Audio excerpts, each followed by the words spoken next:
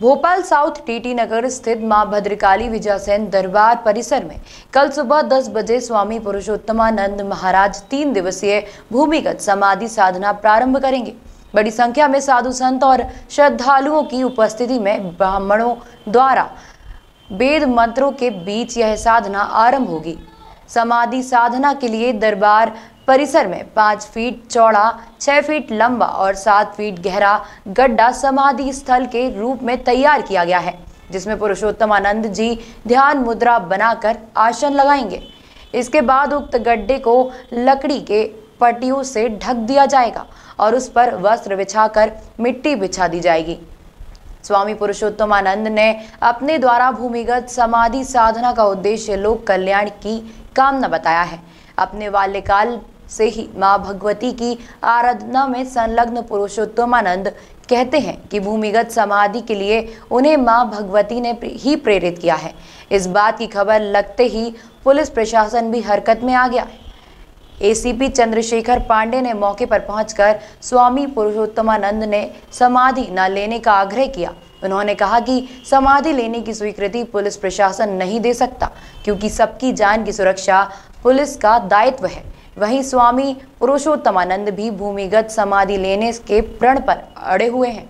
अब देखना यह होगा कि धर्म और प्रशासन के आमने सामने आने पर कल समाधि स्थल पर क्या स्थिति बनती है।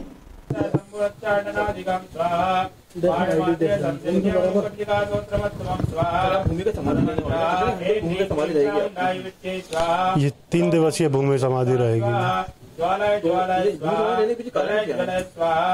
ये मेरी साधना है और जग कल्याण के लिए साधना कर रहा हूँ।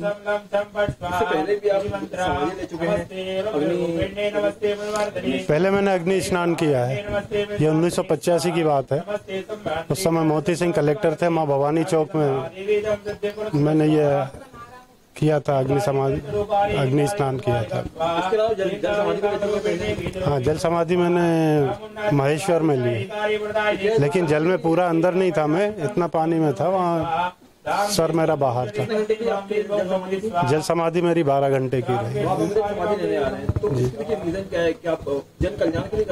ये जन कल्याण के लिए मैं भूमि समाधि ले रहा हूँ, क्योंकि समाधि के समय में जितनी अवधि समाधि की रहती है, उस अवधि में साधक जो है वो बिल्कुल ईश्वर के बिल्कुल निकट होता है। तो अपनी जो भी समस्याएं या जग की जो भी समस्याएं, उन समस्याओं पे वो ईश्वर से प्रार्थना करता है, चर्चा करता है। हो सकता है मेरा साक्षात्कार भी हो माँ भगवती से, तो वहाँ मैं सारी समस्याओं का निदान के लिए माता जी से प्रार्थना करूँगा। पहले कहीं माँ से साक्षात्कार हुआ आपका? हाँ, माता जी से साक्षात्कार मेरा हुआ है। स्वामी पुरुषोत्तमानंद महाराज जी, एक सवाल कि अगर आप समाधि के दौरान अगर कुछ हादसा होता है तो फिर इसका जिम्मेदार? उसकी सारी जवाबदारी मेरी अपनी रहेगी, उसके लिए कोई उत्तरदायी नहीं होगा। शासन प्रशासन से अनुमति? बिल्कुल, मैंने सारी अनुमतियां ली हैं। इस समाधि शासन प्रशासन से मेरी अनुमतियां ली हुई है। मैंने इस समाधि के लिए आपने क्या तैयारी की, अपने आप को कैसे मेंटेन किया है? ये तो मेरी साधना है, इसमें तैयारी की कोई आवश्यकता नहीं है। जब भी मैं चाहूंगा मैं समाधि ले सकता हूँ। ये मेरे साधना के ऊपर निर्भर करता है।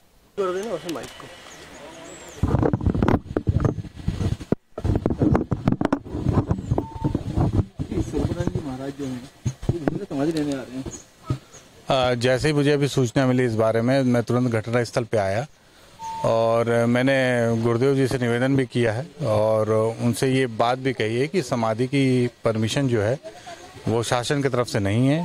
आप समाधि ना लें। आपने जो भागवत कथा और बाकी की परमिशन के लिए निवेदन किया था, उसको परमिशन दे दी गई है। समाधि शासन के नियमानुसार उचित नहीं है।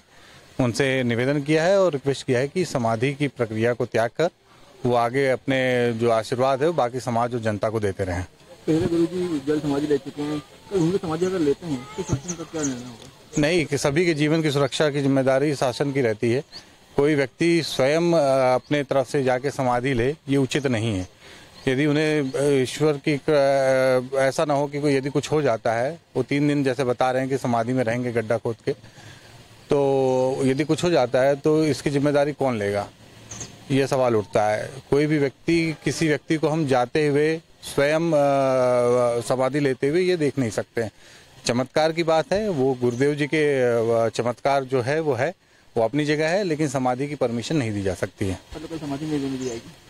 शासन की तरफ से समाधि की परमिशन नहीं है।